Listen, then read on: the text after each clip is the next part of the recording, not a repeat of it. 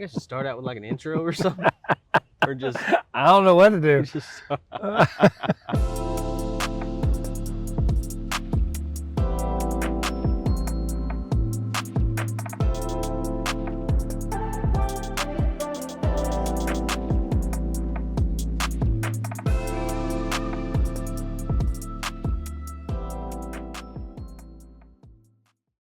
Hello, everyone. I'm Matt, and this is Paul, and we are on location today. We decided to venture out, sit on the banks of the Hiwassee River here in Charleston, Tennessee. What do you think about this, man? I mean, I could sit here all day. For sure, for sure. We found us a little shade. The sun is high in the sky, but gosh, the temperature's perfect. We got a little breeze, and we'll see how that goes as far as recording goes. But man, it feels good. It does, for sure. We're it's no secret that we're both teachers now. Our listeners know that, right? Yeah, 100%. Finishing up the school year. Have you ever got into, because you've been teaching how long? 23 years. 23 years. Are there normals for you on days like today? That last day of finals, that back half of the day you probably spent doing some housekeeping items. Does some of these things remind you of, oh, this is just the way I do this every year, or are there? I don't know, I guess there's always that last speech that I give. Yeah. Can you give me like the 90-second of that? I'll give you my door is always open speech. Yeah, those 5 words. My door is always open. Because I want those juniors who are now seniors to know that they're going to need some help next year, figuring some stuff out. You know, whether that's a reference or whether that's an application, whether that's a decision. You know, for some of them, they'll figure out that some of the hardest decisions that we make in life is not the ones where like, I got nothing. I got nowhere to go. I got nobody. But it's, man, I have like 3 legitimate opportunities. And man, I could say yes to all 3. And I have to choose one because that's life. And quite a few of our kids run into that because they're blessed that way.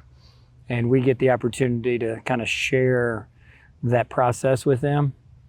And I want them to know that my door is always open. And if they need something more serious, and maybe I can't assist, but I know someone who can, I want them to know that my door is always open. Yeah, that's a normal for me on these last days. Yeah. I don't know if that's what you're talking about, but that's yeah. my first thought. Yeah, I mean, I'm sort of trying to peek in a little bit to, if I can even call it a routine. It sounds like you've got a bit of a routine. There's probably some differences in housekeeping from time to time, but yeah, I like that. My door's always open. Yeah. They never warned me. Like you may have turned into some machine in 23 years. You know, I came from a sheriff's office, wanted to teach the content that I teach. I came here, started in a weird way, started in January in the middle of the year. Started building relationships in the classroom and sort of fell in love with these kids. And then one day they were just gone. Yeah. They were just gone. Yeah. So I'm still a softie when it comes to that stuff. Yeah, I mean, if you turn into a machine and you don't feel that angst as they walk out, then yeah, you probably need to get in a different business. Yeah. So yeah, I mean, one of my first day speeches is, hey, we only get 90 days together. And then part of this last day, my door is always open speech, it begins with, that's how fast 90 days goes. Yeah. Yeah. Because day 1, it feels like forever. If you don't know whose room you just walked into, if you don't know what you just got yourself into, like 90 days seems like a really long time. And then it's not. It's not. You know, that's, if you ask me, that person who didn't come from school, I'm a teacher now, I've been a teacher 7 years, but if you ask me like what's one of the biggest differences you see in the world and the school, that's one of them. The comings and the goings. The comings and the Is that what you mean? goings, the Yeah. complete. You get a 90-day sort of sprint, and then the whole landscape changes. And then you do it again, and then it changes again. There's and, a Groundhog Day experience to this. And even outside of that, there's that 4-year roll, because I'm a guy who'll have I'll have a kid for 3 semesters of their high school. Mm-hmm. So then there's that, like, oh, they graduated, gone. Like, I'm going to be. That's a different experience. That's a cool experience. I had that journalism experience, but you get to have that. And, you're saying, hey, see you to some kids, but there's a bunch that see you in the fall, see you in the spring. Sure. And that is a cool experience, which makes graduation even more meaningful for you. Yeah. Yeah. I had to say my goodbyes to 2 students that I really fell in love with this year, man. They're European exchange students. I think we even shared at least one of those. Sophie, I had Sophie. Yeah, Sophie's from North Italy, and then Claudia from south of Madrid. And it's just, I'd have never got that experience at the sheriff's office. Yeah. Like, the things those kids can teach me is wild. It's a lot, man. It's a lot. I remember one of the first things we did when we sort of found a place to breathe at the first of their semester was, I asked them, can you navigate Google Maps pretty well? And they were like, yeah. And I was like, would you just take me on a tour of, like, your hometown? And they both did, man, and it was awesome. It's one of my favorite things to do with students who have experience like that. So, yeah. You have told me that before, but I'm about to pull my phone out, and I'm about to put that in my notes. Because that is something, even if we don't have exchange students next semester. I learned it from a Mexican-American student of mine who you would be familiar with their family. Navigate Google Maps. She was a CCR kid. She was in my advisory class, and I would be like, hey, what are you doing this summer? And she would tell me, oh, I'm going to Mexico. And I'd be instantly jealous. And those conversations led to, like, hey, will you just show me around this place in Mexico that your family's from? And she's like, yeah, of course. So she would start doing that, and it's literally like stealing travel. I mean, it's just pictures, but that kid's right there narrating this whole path. They're telling me, oh, that store right there, my dad and his brother worked there when they were teenagers, and it's just awesome, man. Yeah. I even want to do it with I got a kid who lives with a missionary family who's lived in several different places. I'd love for him to do that with me. And kids that come from, the West Coast or the Northeast, love for them to do that. We got Oregon kids, we got Washington kids, of course we got California kids, Arizona kids, yeah. And why haven't I done this with, like, so we talk Pearl Harbor, and I tell them the story, I've been there. And there's a whole lot of folks that live on that island of Japanese and Filipino descent. They come and visit, and it's a unique experience when you're there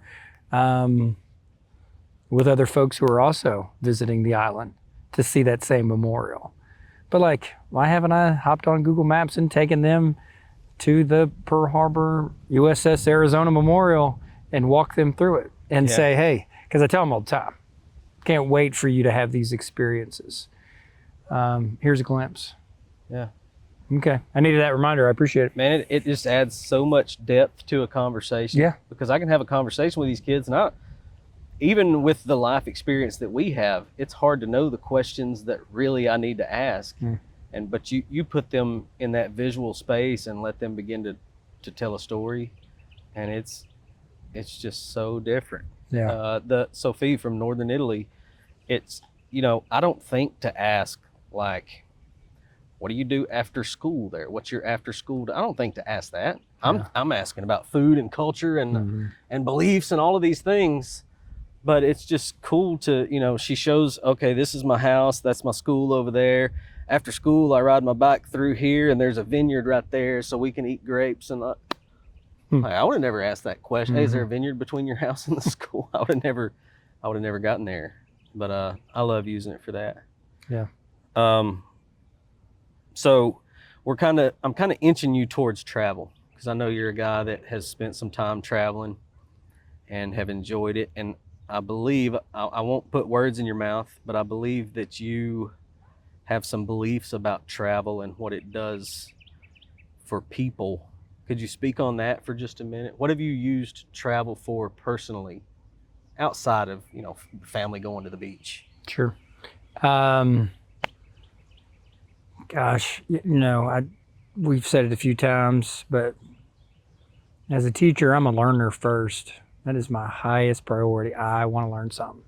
Yeah. I want to learn something from exchange students. I want to learn something from Maria that just moved from Brazil. I want to learn something from the kid who is 4th generation Bradley County, and can go back and back and back. Always learning. So, 2008, Portland, first time I ever traveled as a teacher to a conference. And those travels going to conferences, whether it's middle school or high school, from Portland to San Francisco to Minneapolis to Columbus, Ohio to DC, Gatlinburg, Nashville, Memphis, Little Rock, Atlanta. All of those are places that I've traveled just to go learn something. Half I've presented, which meant I had the opportunity to share some things with some folks. But no matter whether I'm presenting or not, I'm there to learn.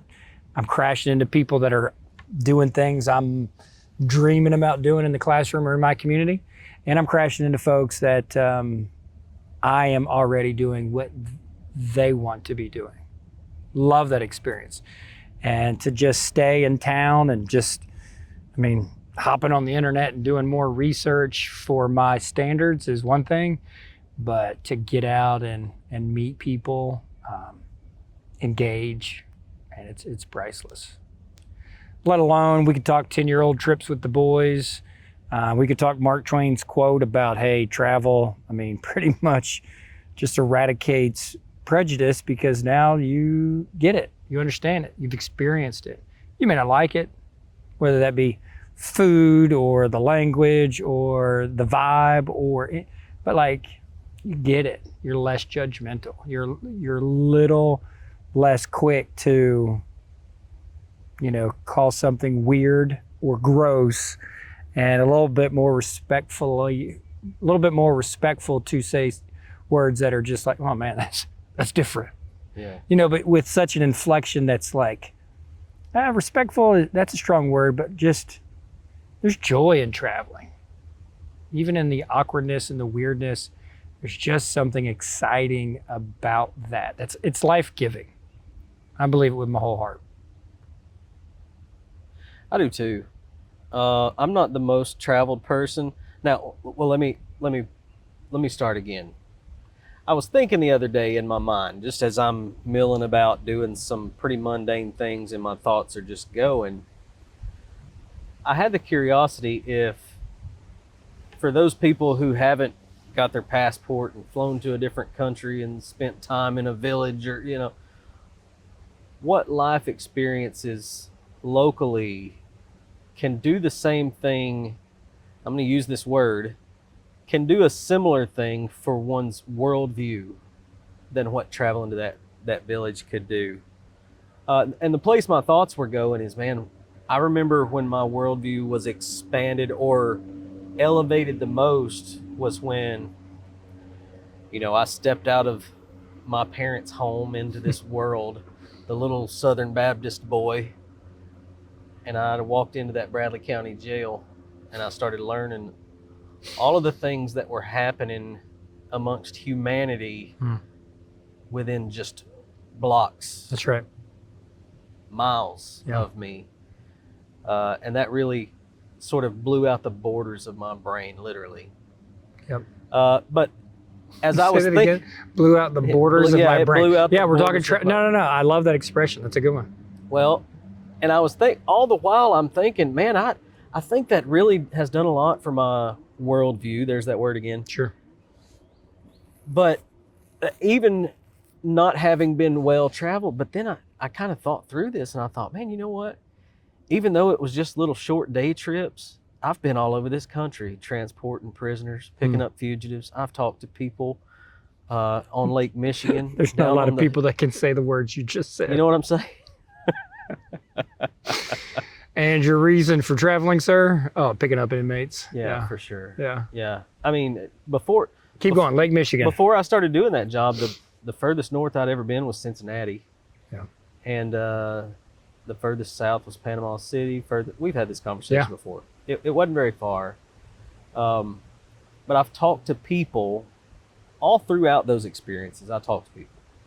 I'm talking to police officers in those cities, people working in those jails, people at those district attorneys' offices, those people who are getting in that car and driving back across the country with me to go answer to their charges locally. So I'm not going to say I'm not traveled. I'm not international. Sure. The question to you is, jump in that thought process with me. That boy who stepped into that jail and he saw everything from people killing their brethren to people selling their body for nefarious reasons to people addicted to all sorts of vices. I've been in houses in our county where people are living on dirt floors. It looks like another country. They don't speak my language. Yeah. Is that a false substitute? No. Okay. No, because it's an education in itself. We're talking about traveling. Let's keep it simple. Sure. You know, we got a call to action, you know. Let's leave our cul-de-sacs and go to the farmer's market instead of Walmart, right? Let's leave suburbia and, go to Morris Vineyard. Have that experience of plucking some things for yourself, going home and making that jam. Yeah. You know, doing something within our town that you totally, whatever the end product is, you could buy off a shelf. But instead, you're gonna can that yourself, right? Yeah. You're gonna mash that up. You're gonna mix that up, and you're gonna engage in those farmers. You're gonna engage with those folks that have been working that vineyard for years. Mm-hmm. Yeah, that's an easy one. And the next steps is, just go down to Wildwood and volunteer just to bring a breakfast at the homeless shelter. Sure. Stick around, or maybe don't stick around. Stick around the second time. But darken those doors. Let's back it up. Maybe a simpler one again. Hey, we got plenty of them. Plenty of gatherings on Sunday mornings. Even on Saturday mornings in this town. And go to a congregation of believers who have come for one purpose, and that's to worship their God together and go somewhere outside your denomination. You're going to crash into people that you know, that you work with, that you've seen somewhere, that is your mayor or your councilman or your commissioner. If you're Baptist folks, go to the Methodist church. If you're Methodist, go to the Presbyterian church. If you're Presbyterian, go to a Church of God. It's just, travel. To me, I think that, it's taking a risk. You're walking to some places where you're going to feel uncomfortable, and that's a good uncomfortable. That's a growth opportunity uncomfortable. Yeah. Yeah, you're onto something here, buddy. As I was talking to those European students today, I asked them, what does one do when they travel to Cleveland, Tennessee? And these girls have been to Dollywood. They've done the whole experience. And I poke fun at them. I have fun with them. I'm like, oh, you're a redneck now. Like you've been to Dollywood. Do they know what that means? Like, did you eat cinnamon bread? And they're like, yeah. It stood in line for an hour and a half. There you go. Well, today they come to me and they're just giddy and they're like, hey, we found out what you do. They spent a day with a friend of their host family that is sort of trying to send them off and give them a real experience. And they've asked questions and found out some things they wanted to do. These people started at Walmart That's already a check in the right direction if you're talking about traveling to Tennessee. They left there and went to Chilhowie Mountain. Yeah. Got out at the foot of the mountain, got in the bed of the pickup truck, rode the pickup truck up the mountain. Yeah. Swam in McCamey Lake or Chilhowie Lake, whatever you want to call it. And then they ended the day on some property where they have like a shooting range, and they got to fire a plethora of Yes. firearms. Yes. And their words to me when they came to me this morning was, "We're Americans now." And I was like, "What?" They're like, "You'll never believe what we did. We're really Americans." And I said, "Did you shoot guns?" And they were like, "Yes, how'd you know?"